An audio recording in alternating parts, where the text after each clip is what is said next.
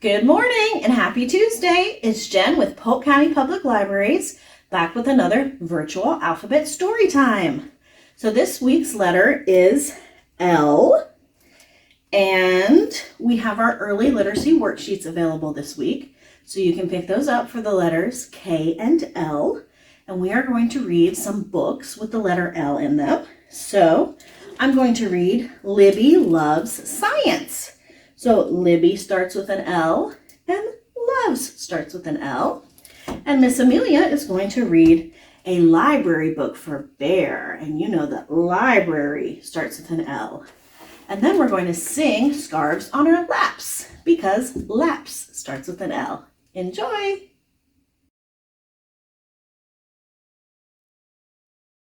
Libby loves science. Libby loved science. She loved mixing, pouring, measuring, and stirring. Whipping up ingredients and making delicious things to eat was one of Libby's favorite ways to experiment. Rainbow pancakes taste way better than plain ones, she told her family. And sometimes it was true. At school, Libby's science teacher, Mr. Darwin, taught the class about chemistry. Libby loved chemistry because it's all about mixing, pouring, measuring, and stirring. Not all chemical reactions occur at the same rate, said Mr. Darwin. Uh-oh, said Libby. Looks like ours reacted too much. Remember, your measurements need to be precise, said Mr. Darwin. But it's okay. Mistakes can lead to discoveries. And sometimes making mistakes was way more fun than cleaning up. And here is a foaming fountain experiment.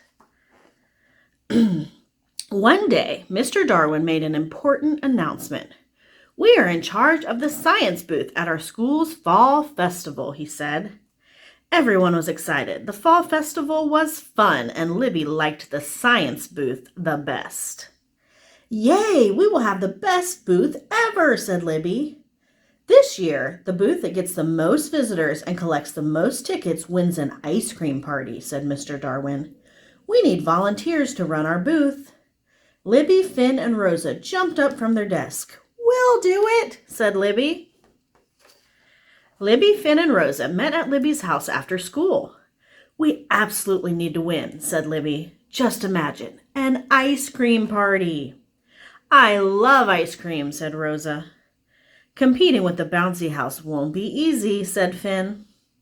I think we can do really fun experiments that everyone will want to try, Libby said. Cool, we can decorate the booth too, said Rosa. I have tons of art supplies, said Finn. We can make our booth really stand out. Libby, Finn, and Rosa searched for fun experiments. They made a list of possibilities and voted for their 3 favorites. Finn decided to make giant bubbles. Rosa wanted to mix fluffy slime, and Libby chose to launch a rocket. I can't wait for the festival, she said. Finally, the day of the festival arrived. Libby, Finn, and Rosa got there early to help Mr. Darwin set up the science booth. Finn hauled in hula hoops, dish soaps, corn syrup, and a kiddie pool. Rosa carried a basket of shaving cream, glue, saline solution, and glitter. Libby brought baking soda, vinegar, and empty water bottles. They decorated the booth with posters, signs, and science stuff. When the festival opened, the cotton candy booth was swamped right away. The dunk tank was a huge hit, but the face painting team was the one to beat. The festival was crowded with friends and families and teachers having fun. Maybe no one's coming to our booth, said Finn. Maybe everyone thinks science is boring, said Rosa. Science is never boring, Libby said. We just need to show them chemistry is fun. I know, said Finn. Let's blow some giant bubbles.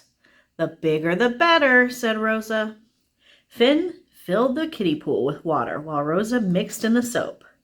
The secret ingredient is corn syrup, Libby said. Yup, it makes bubbles a bajillion times stronger, said Finn. And here is a recipe for a giant bubbles experiment. Next, let's make some slime, said Rosa to the small crowd that had gathered to make bubbles. Extra glitter equals extra sparkle, added Finn. It's important to add the saline, just a little at a time, said Libby. That's what makes it extra squishy, said Rosa. So if you want to make fluffy slime, the directions are right there.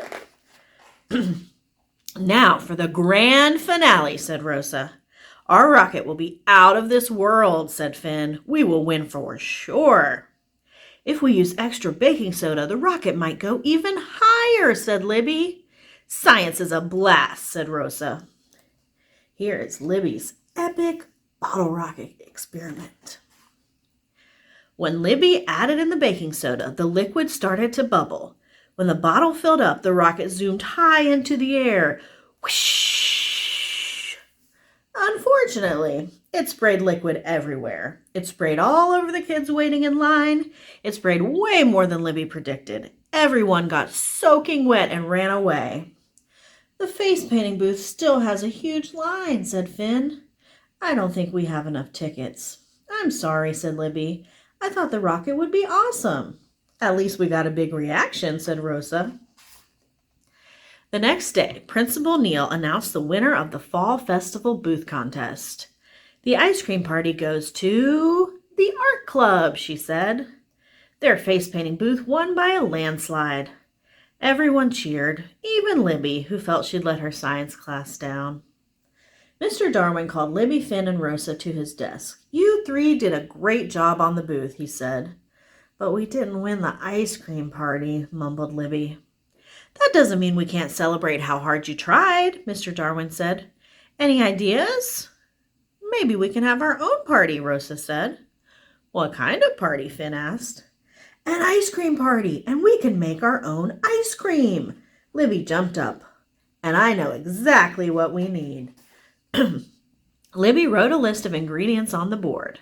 Rosa borrowed sugar from the teacher's lounge. Finn ran to the cafeteria for ice, vanilla, and milk. Mr. Darwin grabbed rock salt and freezer bags from his supply cabinet. Here are the directions for the ice cream experiment. Libby walked the class through the steps in the recipe. She even added lots of colors because rainbow ice cream usually tastes better than plain. This is delicious, said Finn. Sometimes the best reactions aren't always the first reaction, Mr. Darwin said. Because ice cream is cool, said Rosa. Yeah, said Libby. And science is cool, too. The end.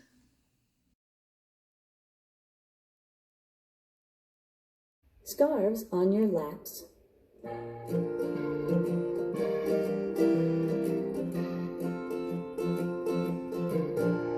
Scarves on your laps, clap, clap. Scarves on your laps, clap, clap. Shake 'em to the east, shake 'em to the west. Scarves back on your laps, clap, clap. Scarves on your shoulders, clap, clap. Scarves on your shoulders, clap, clap. Shake 'em to the east, shake 'em to the west. Scarves back on your shoulders, clap, clap. Scarves on your tummies, clap, clap. Scarves on your tummies, clap, clap. Shake 'em to the north, shake 'em to the south. Scarves back on your tummies, clap, clap. Scarves on your backs, clap, clap. Scarves on your backs, clap, clap. Shake 'em to the north, shake 'em to the south. Scarves back on your backs, clap, clap. Scarves on your knees, clap, clap. Scarves on your knees, clap, clap. Shake 'em in a circle all around the world. Scarves back on your knees, clap, clap. Scarves on the ground, clap, clap. Scarves on the ground, clap, clap. Shake 'em in a circle all around the world. Scarves back on the ground, clap, clap. Scarves back on the ground, clap, clap. Scarves back on the ground.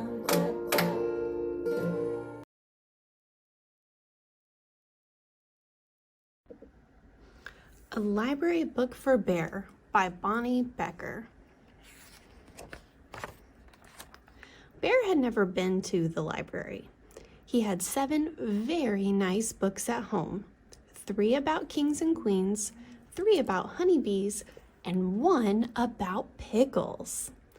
Bear was quite sure he had all the books he would ever need.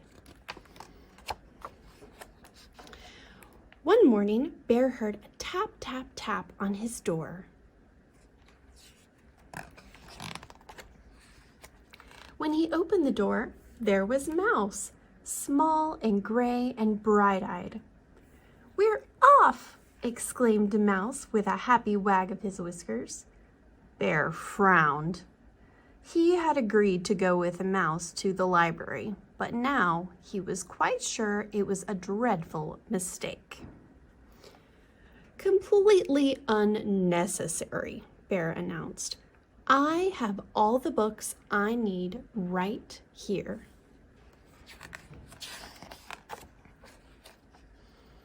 "Oh, there are many delightful books in the library," Mouse assured him. Bear grumbled, but he had promised. So he buckled up his red roller skates and stepped outside, grabbing a basket for the books.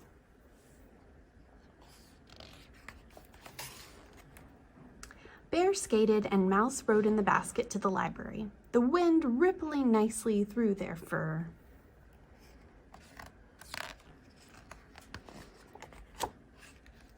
But when they got to the library, Bear didn't like how big it looked.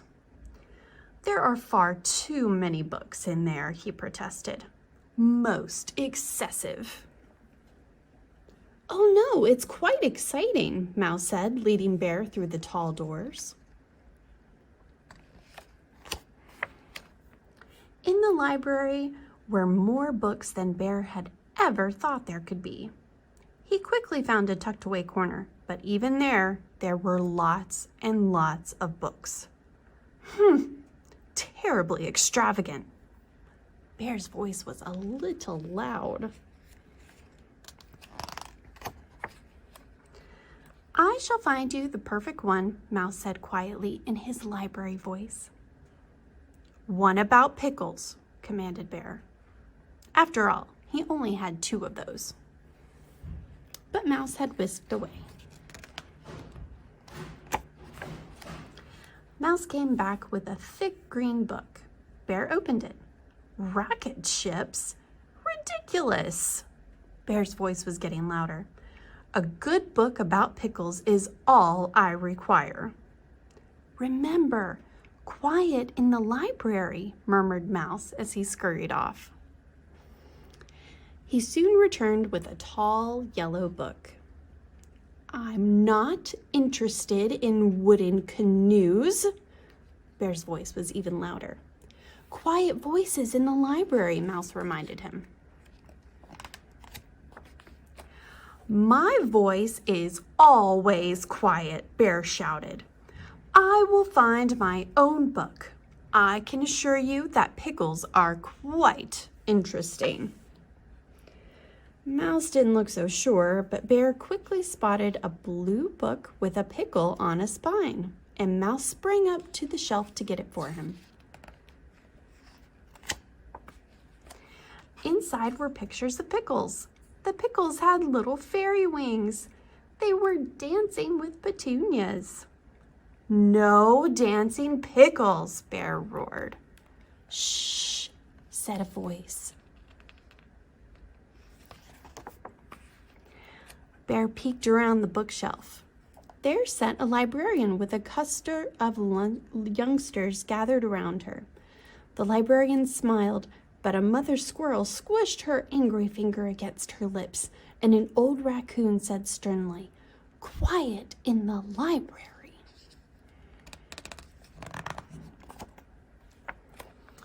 Bear turned back with a huffy sniff. "I know when I'm not wanted," he told Mouse. "I want to go home."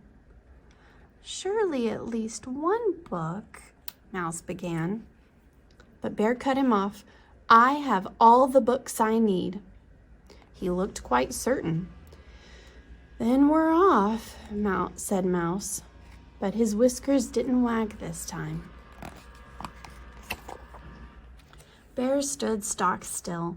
He was listening carefully to a voice on the other side of the bookshelf. "So the very brave bear began to inch his way towards the treasure chest," the voice was saying. "I'm ready," began Mouse. "Shh!" exclaimed Bear. "It's just getting to the good part." "But you said..."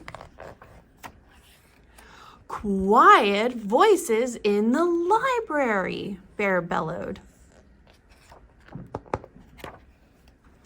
This time, the librarian got up and looked around the bookshelf at Bear. Bear stood very still and quiet, as if he had been standing still and quiet all along.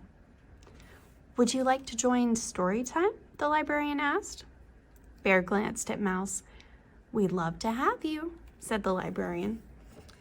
Bear and Mouse scooted around the shelf and found 2 empty chairs. The librarian began to read again. Bear lifted the lid to the treasure chest, and inside... The librarian paused. Mouse and Bear strained forward. "Inside," she said, "was a mound of pickle slices, and each shining slice was made of diamonds and gold, and everyone shouted, 'Hooray for the very brave bear!'" And then she said, "The end." Bear stared dreamingly into space for a moment. Then he looked over at Mouse and announced, "As I said, pickles are most interesting." "Indeed," said Mouse. Later, Mouse rode in the basket with 7 new books. There were 2 about wooden canoes, 2 about rocket ships, 2 about teapots, and 1 called The Very Brave Bear and the Treasure of Pickle Island, which Bear read to Mouse that very same day. The end.